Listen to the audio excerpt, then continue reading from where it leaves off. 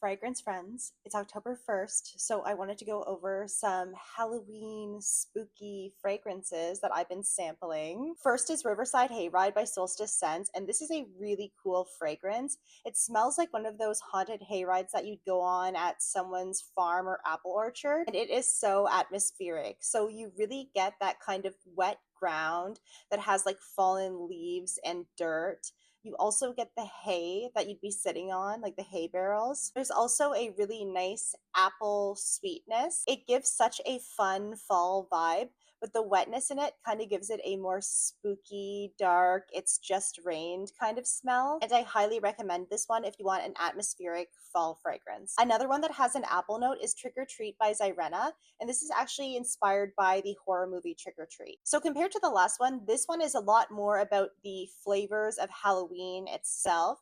It definitely has that trick or treating outdoor fallen leaf, but it's accompanied by a lot more kind of gourmand sweet elements. You get the apple, but there's like a caramelized spice with it. I know this is an issue for some people, but it does give a slight fall candle vibe. But I think the apple note in this really helps to kind of brighten it up. It's so yummy. Another one is Andrea Max Coven, and to me, this really gives a nighttime witchy meetup. You really get the moss and like the wet ground, but it smells like a party might be going on. So you do get a slightly boozy note, but it's not really syrupy and heavy to me. And it's paired really well with some woody notes and again, that earthy moss. So it smells kind of like a nighttime forest meetup. It's very fun. Okay, and this last one doesn't necessarily smell like a Halloween fall fragrance, but what it's inspired by is so creepy to me. This is Room 237 by Fazodic, and this is inspired by the scariest room in The Shining, the horror movie. If you've seen the movie, you know the room, the bathroom, where there's that creepy lady who looks really pretty to Jack at the beginning,